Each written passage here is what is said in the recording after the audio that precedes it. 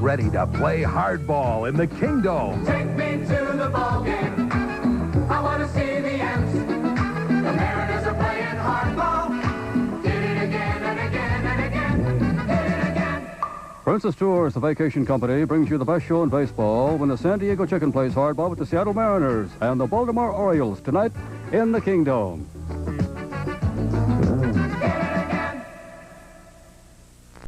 What up? This is Myron, and you are listening to the Rye Bread and Mustard, a Mariners podcast, a down on the docks, on the other side of the tracks, dive bar style podcast up and about the Seattle Mariners that you're listening to right here on the Odyssey app, or hey, wherever else you're getting those podcasts from. I'm all right with that. I'm not going to judge you. And if you're checking this out on our YouTube channel, I'm going to thank you in advance for liking and subscribing. It means a lot to the podcast.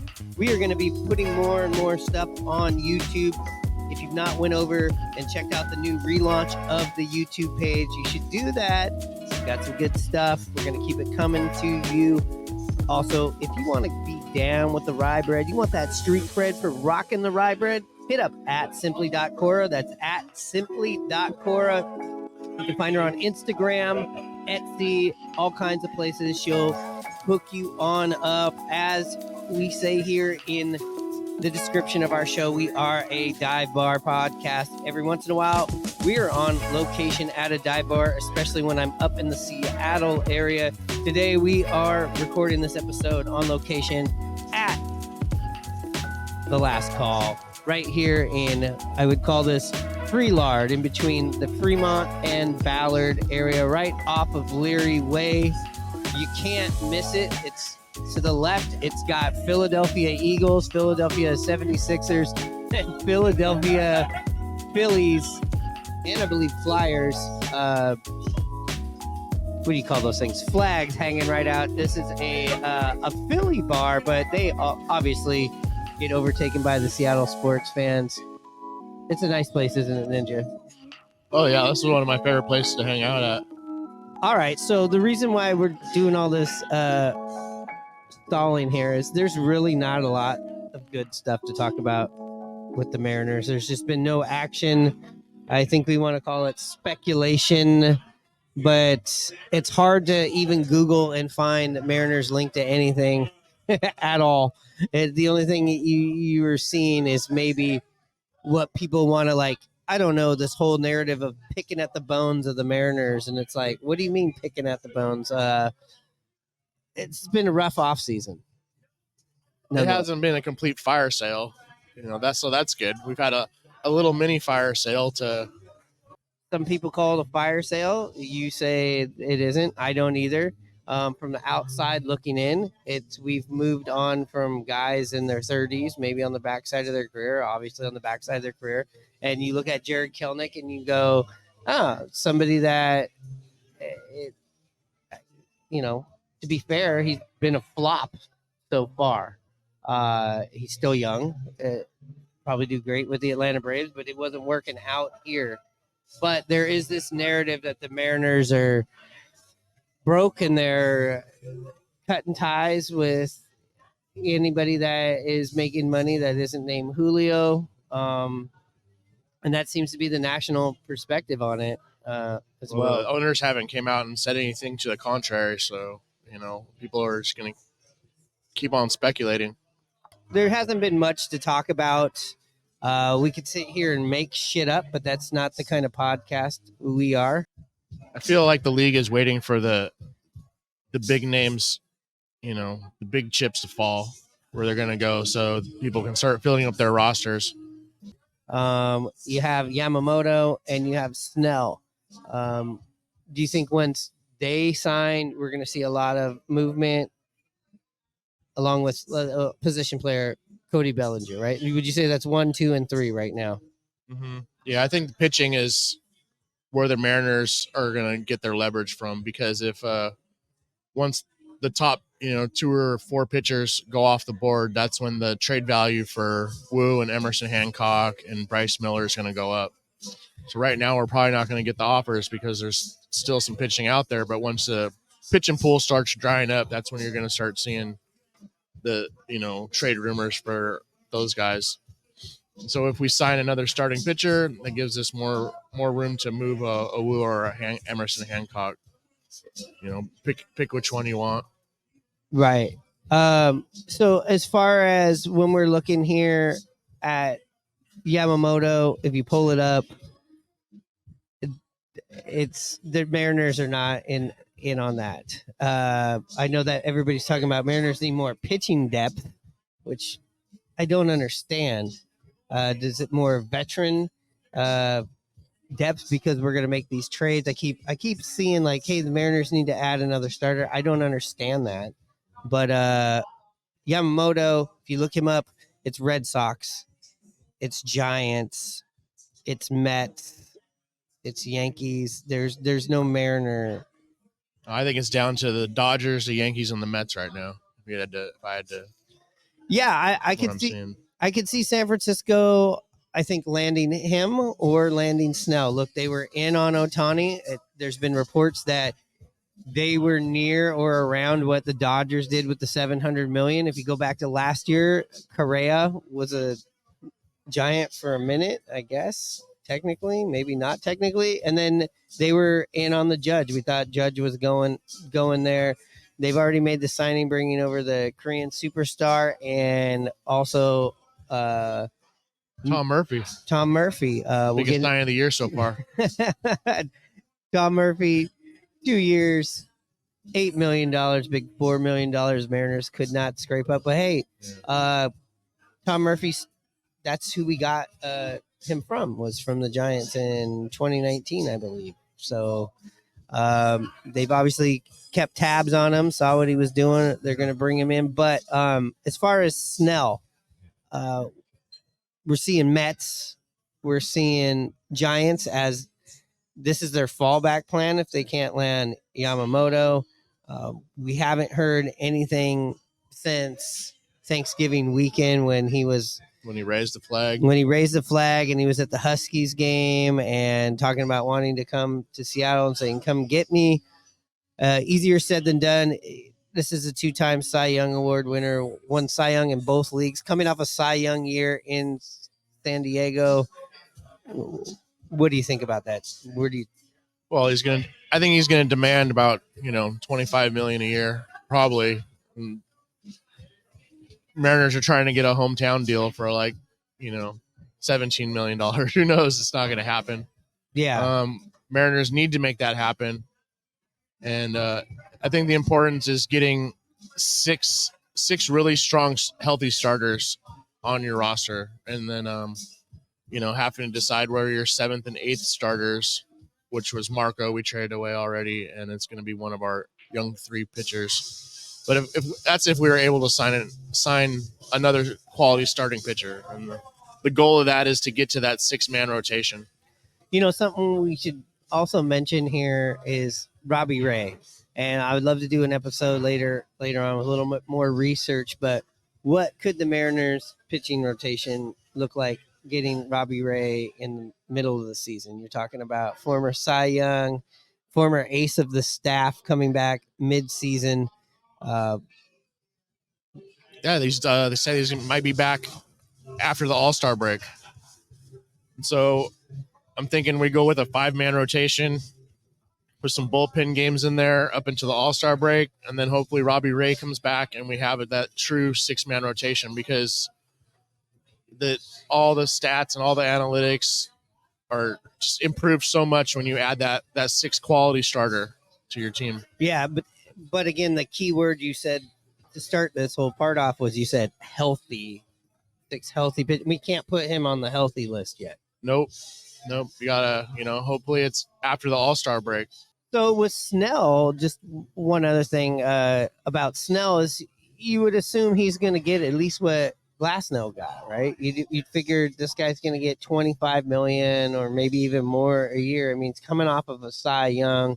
And you look over at Yamamoto, and when I'm Googling this, you're seeing words like 300 million, up to 300 million. Mariners ain't going there. So I think anybody that has these wild dreams of Yamamoto coming here, you're hearing it right here on the podcast. He ain't coming. I know you're probably all going, no shit.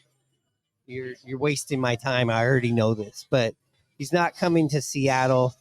Blake Snell, it's tricky because you say, and I agree with you, things will start moving as far as free agents and signing and getting to these other levels after Yamamoto and after Snell. But if the Mariners were to add Snell, wouldn't we? The market, I don't understand how that would work. I mean, do you feel like we just go out there and grab him in this situation, and then we hold even more leverage with the pitching? We'll have an extra pitcher an extra quality starter, a young quality starter, that we'll have available for a bat. And we're going to need to pick up some hitting. We need to pick up at least 2 more bats. We've got rid of an outfielder, a Maybe third 3. baseman, at least 1. Trade for 1 quality bat, and that's our only trade leverage right now, is Bryce Miller, Wu, or Emerson Hancock. Yeah, 1 would be a good place to start. I'd like 1 before Christmas. I know we got a few days before Christmas. 1 would be nice. But as far as this pitching leverage, do you see the Mariners pitching value leverage stronger with Snell, or Snell and Yamamoto sign somewhere else, and then now you'll start to see more of the bigger offers coming in for what the Mariners have right now? Yeah, if we sign Snell, that's just one big pitcher off the market. So then people aren't going to be able to sign him. So they're going to start, trying to figure out how to finish out the rotation and add pitchers that they can. Supercross this weekend in the Kingdom. The Coors Beer Supercross doubleheader. Get ready, Seattle, this Saturday night at 7:30 and Sunday afternoon at 2. The 1988 ANA Supercross Tour, Motorcycle Mania, on an incredible dirt battleground that treats man and machine the same way. With absolutely no respect. See the best. National champion Jeff Ward, former champion Ricky Johnson. Tickets at all Ticketmaster locations, including the Bond, Tower Records, and Video, and participating Honda dealers. The Coors Beer Supercross. So just a little bit of break in the action. We were blessed by the owner of The Last Call where we were recording this episode. Brian, how's it going? Really good. How you doing, my brother? Good. So tell us a little bit about this bar, how to get going, and what is all the Philly stuff about? So I'm from Philly. I lived in Seattle 17 years, but I always wanted to open an Eagles bar, especially in Seattle because there's a shitload of Philly people here. Bought this bar about 9 months ago. We had a nice run with the Phils. Absolutely brutal losing that game 7 to the D-backs. Still getting over it. But then we rolled right into Eagle season. It's been really, really, really awesome. And now my Flyers and Sixers are doing well too. So it's going well. It is going well. Yeah. So this bar, you guys just opened this up. Yeah, 9 months ago. But you've worked in the bar scene here in Seattle for quite a while. Yeah. Me and my life partner, business partner, Andrea. We've been bartenders a long time. So most bartenders want to open a bar, and we were lucky enough to do it. So what are the big things here? Like, what is the draw here at this place? Is it all the games you got here? Is it the kitchen? Is it the bar? What do you? It turns out people love free pool and ping pong. Yeah. So that helps. And I don't like making change. Yeah. So it works out well for everybody. And also, free parking, and our prices are cheap, and They are. it's just when I built this place out, I just wanted to make a bar that me and my friends would want to go to. And I think we did that. Definitely has that that punk rock chic garage feel to it that I like. Mission accomplished. It has the dive bar feel without the dive bar smells. I gotta say, this is one of the cleanest Dive bars. And I thought you and your wife are in here. Yeah. With some swab in the deck. I can vouch they clean this place. I mean, I love dive bars, but I don't like being somewhere that fucking smells and it's gross and the bathrooms are fucking gross. So and you guys have quite a bit of flat screens in here. You guys are playing all the games. No matter where you sit, you have a good angle at a TV. Right now we got my Sixers on, pretty good game too. Got the T-Wolves. But we also, I mean, we love Seattle people too. Like, I can't wait for the UW game. We actually, UW football ended up being we get more people here for UW games than we do for Seahawks games. Wow. Yeah. And during the baseball season, which is the longest season, Yeah. sports season you're going to have as a bar owner, what's really cool here, you're right in between Fremont and Ballard. They call it Freelard, Yeah. right? So when you're going from that scene to this scene, you got the garage doors right here on Leary Way. You can check out all the Mariners games here, of course. Oh, yeah. Yeah, certainly. I mean, I've been a Seahawks fan since I was a freshman in high school Mm-hmm. because of Kurt Warner, running back, went to Penn State, got drafted by the Seahawks back when they were in the AFC. So they were my AFC team forever. And I've been here 17 years. So I love the Mariners and Seahawks. And yeah, there's nothing like having a Mariners game on 6 nights a week. Yeah, and you say you've been here 17 years, so you were here for pretty much most of that playoff drought. So Jesus even Christ. as a Yeah. Phillies fan, what was that moment like when the Mariners finally clinched it for Oh you? my God. It was so great. Cause I mean, I was going all the time, towards, they were playoff games, that when they finally clinched, that was just fucking great. Cause there's playoff baseball is unlike anything else. Like that when every pitch counts, there's just nothing like playoff baseball. So yeah. We kind of know what you're talking Yeah, about a here. little So bit. Yeah. that's- And also keep in mind my Phils. I'm from Philly, so I'm very used to losing and disappointment. So I get it. yeah. So you can definitely counsel the Yeah. Mariners fans Yeah, out just- here. Although I don't know what they are doing this offseason. I'm like trying to think, is there a strategy there that I'm not seeing?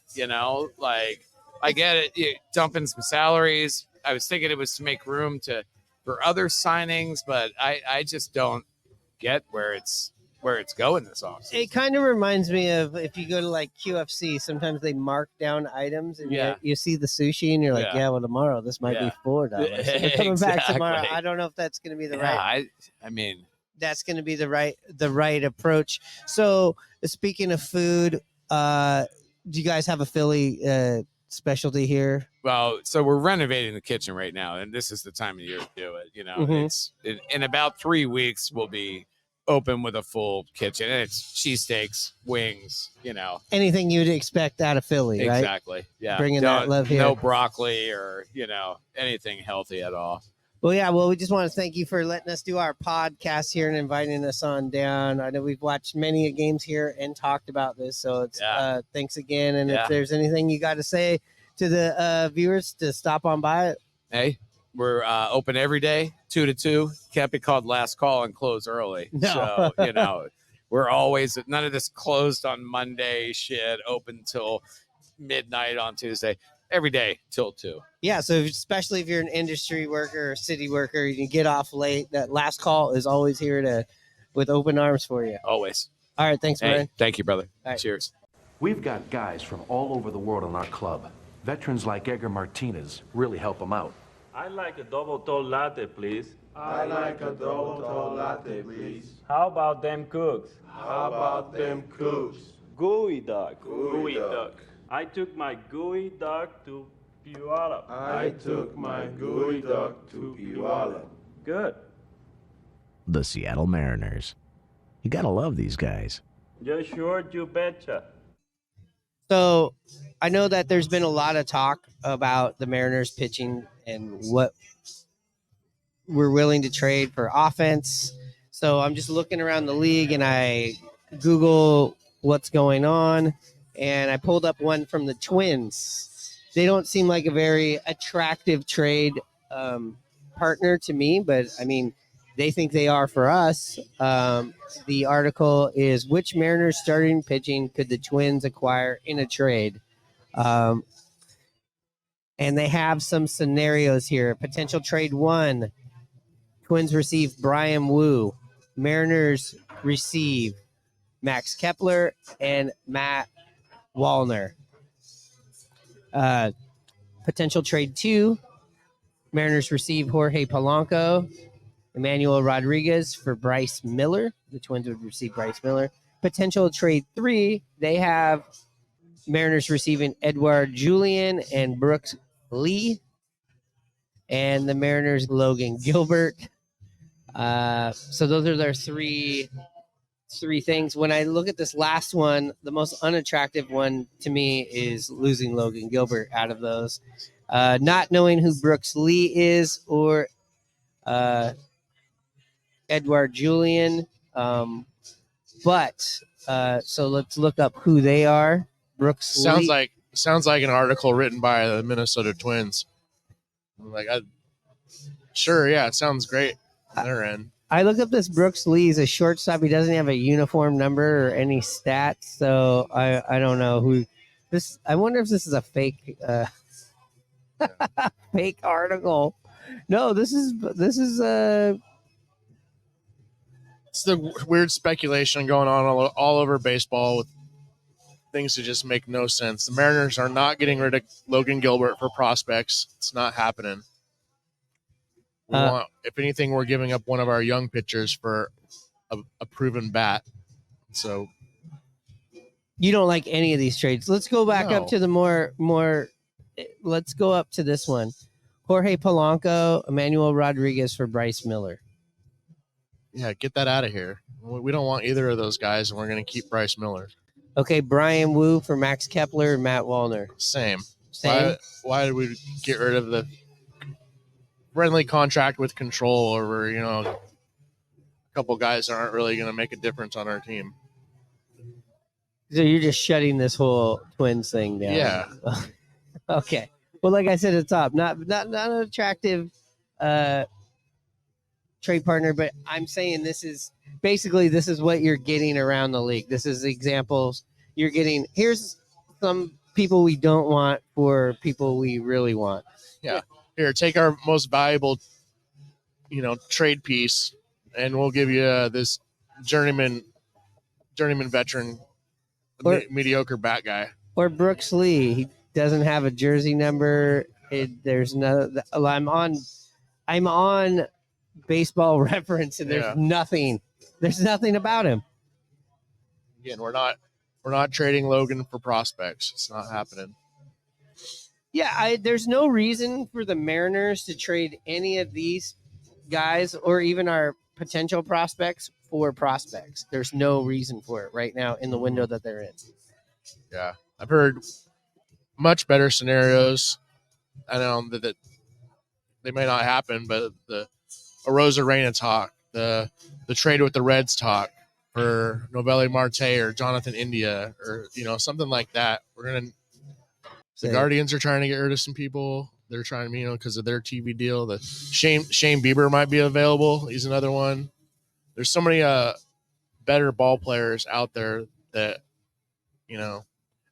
as the season go on, our pitching trade pieces are going to become more valuable. Mr. Buhner, will you play Pepper with me? I can't, son. It's against the rules. How many times have you heard that? Hi, I'm Ken Griffey Jr.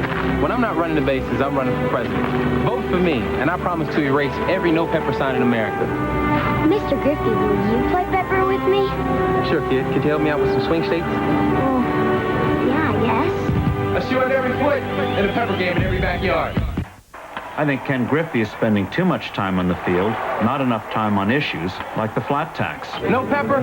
I say yes to Pepper. Look, Pepper was outlawed for a reason. It tears up the turf. You know how big this thing was? Look at this. Pepper ban, and right under there, Korean War ends. The man don't want you to play Pepper. You gonna listen to the man? If you outlaw Pepper, only outlaws will play Pepper. So where's the candidate stand on real issues, like the flat tax? I mean, if they're so smart in Washington, why don't they have a baseball team? Baseball without Pepper is like baseball without baseballs. Hey, any anyone can champion Pepper, it takes a real man to champion the flat tax. It's Pepper that people want. They don't care about the minimum wage, the flat tax. They want Pepper, and they want it now. Pepper to the people, man. Land of the free? Why can't I play Pepper? Jefferson should have said life, liberty, Pepper in the pursuit of happiness, because it just didn't sound right. But that's what they meant to say. I know that. And where does this moose stand on the flat tax? So one last thing here before we close, we kind of mentioned this earlier on. Tom Murphy going to the Giants, 2 years, $8 million. That's where we originally got him from. You were a big fan of Murphy. You have the Murphy bat. End of an era in Seattle. How does this feel? Do you think this is something that the Mariners should have jumped on at this price, or do you think it was time to part ways with him due to his It's hard inactivity? to tell. I wish Murphy could have stayed healthy last year and the year before that. I have a feeling he's gonna thrive in San Francisco. He's probably gonna be another bold prediction like what Tom Murphy and Kelnick, National League All-Stars next year. The way the Mariners go, I could see I don't know. I know Hanno doesn't care. He was pretty critical of Tom Murphy this whole time, but the biggest Tom Murphy fan, we got to check in on her. If you've been listening to our podcast for a while, you know that we are good friends and supporters, and they support us. Murphy's Irish Pub on 45th in the Wallingford area. We've recorded some really good podcasts there. We recorded with Tom Hutler there. The owner, Shelly, big supporter of the podcast. Big Tom Murphy fan. Bats, jerseys. I'm pretty sure she named her bar after him. Anyways, let's give her a call and see what she's got to say. Hello. Shelly, we are calling to check your vital signs. How are you doing? I'm just so sad. It's so silly. So dang it. Have you what are we doing? Are we renovating and changing the name of the bar? What's gonna happen? No. All of that will stay just the same. We'll still have the bat on display and the baseball, and I'll still wear my Murphy jersey with pride, Myron. My husband just said he won't. He's dead to him. Yeah, he's a smart man. He's all about the name on the front of the jersey instead of the back, Shelly. I suppose, yes. I suppose. So speaking of Tom Murphy jerseys, how many Tom Murphy jerseys do you actually own? I have 3, and I love each one of them. And I think Tom Murphy has more than 3 Murphy shirts from the bar because I took them down to spring training and gave them to him. That's right. Well, I got to say, you probably are the Guinness Book World Record holder of Tom Murphy jerseys. I'm going to have to check in on that and see if we can get you a certificate. So, yeah, you guys do have a Tom Murphy bat at your bar.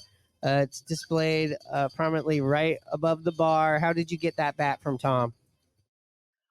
We had asked for a donation from him for our Salmon for Soldiers golf tournament, and one of the customers won it and then gave it to me, and then we displayed it there because they knew I loved Tom Murphy, and Tom was always so good about when I would get in touch with him that he would donate stuff for, especially serving veterans. He loves veterans, and so that's how I got it, and it was such a nice that the Salmon for Soldiers won, and I won even better. And now I can go beat the Mariner ownership with it, maybe. Yeah. So are you going to get a San Francisco Giants Murphy jersey? And a second follow-up question, is your husband going to allow that to happen? I don't know if I can do that. It is the Giants, and even though they're not in our side, I still don't know. Phil, if I were to get a Tom Murphy Giants jersey, would you allow that? When I want to wear it? Yeah. Maybe on the golf course. I don't know about at the pub. Maybe at the golf course, but not at the pub. That's smart. Hey, Shelly, it's Ninja here. At least we're gonna still get to see him in spring training, right? Well, that is true. I did not think about that. That's a good point.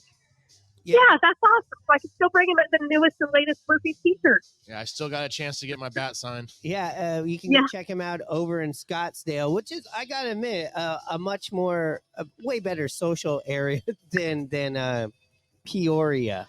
Yeah, that's true. Now, Hanno, my regular co-host, is still trying to organize this bat burning and jersey burning on the corner of Densmore and 45th.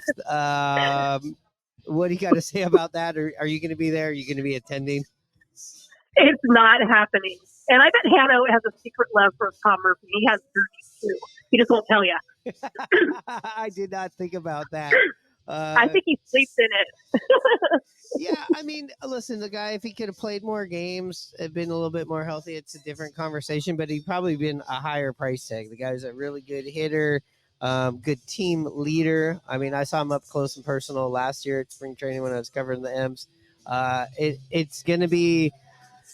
It is kind of strange that he's not going to be there in the Mariners, at least in the Mariners dugout, cheering on the Mams. Yeah, that's just a bummer. I mean, I have so many videos of him and then from the bullpen when he's, warming up the pitcher. And he's just, I don't know. I just love him. The name's not bad either. Yeah. And again, we've recorded many a show, some of our really good, more memorable, I'd say greatest hit shows at Murphy's on 45th. Let's remind some of the listeners what you guys do at Murphy's and all that. Okay. So we're open 7 days a week. We have trivia Tuesday and Thursday nights. We have live music on Friday and Saturday night. Sometimes we have jazz brunch. What the most exciting thing that's happening right now, we will be closed for Christmas so we can all be with our families. But New Year's Eve is one of the best. It's right up there with St. Patrick's Day for us because we celebrate Irish New Year. And what that means is that in Seattle, when it's 4 p.m., it's midnight in Ireland. So we do the champagne toast. We have that Irish guy plays music, live music, and it's family friendly, all ages. So everybody, all the Irish community comes to our party, and the kids are there, and there's dancing and drinking and eating, and it's just really fun. And it's nice because it's early. So if you want to have time to go to another party afterwards for the boring U.S. New Year, you can. Or you can just come to us and then go home and go to bed, and it's just the best time. So we do have another band coming in later in the evening to bring in the American New Year, like U.S. New Year. But the Irish New Year is just so fun on the 31st. So you can get wrecked nice and early, get to bed early, maybe make it to midnight, and make sure you're up and ready early for the NHL Winter Classic down at T-Mobile Park with the Kraken and the Golden Knights. I like it. And then there's also isn't there some football game on the first also that's kind of important? Yeah, one of the local college teams has a game at 5:30. Okay, I was thinking that too. And I'm sure you guys will be playing that there. So. Oh yeah, for sure. Yeah. So interesting. The Irish celebrate New Year's also. I didn't know that. Yeah. Come on. They take 1 second to stop drinking to acknowledge that the calendar has changed. But next time we're up there at Murphy's, which should be pretty soon here, we'll have to have an Irish wake for they dropped the potato in Dublin. We're gonna have to have an Irish wake. We'll have to have an Irish wake for Tom Murphy in the Mariners. Yeah, just so sad, dang it. Yeah, and hopefully we'll keep the thread going on, the behind the scenes that people don't know. There are some spicy thread conversations when it comes to Tom Murphy, Hanno, and Shelly. That's all I got to say. Yeah, and Ninja's in there too. He's just nicer. He is. All right, Shelly, we will see you soon. We'll be over at Murphy's, I'm sure, sometime very, very close in the future. All right, you guys. Merry Christmas. We'll chat soon. All right. Bye. All right, so that's our episode for today. Look, we're here just like everybody else going like, what the fuck is going on? There you go, and you look up stuff online. There's it seems like the Mariners are less and less involved in stuff, and sometimes that's a good sign. Sometimes when you're not in the headlines and you think you're out of it, that you know, we've seen it with the Yankees, we've seen it with the Red Sox.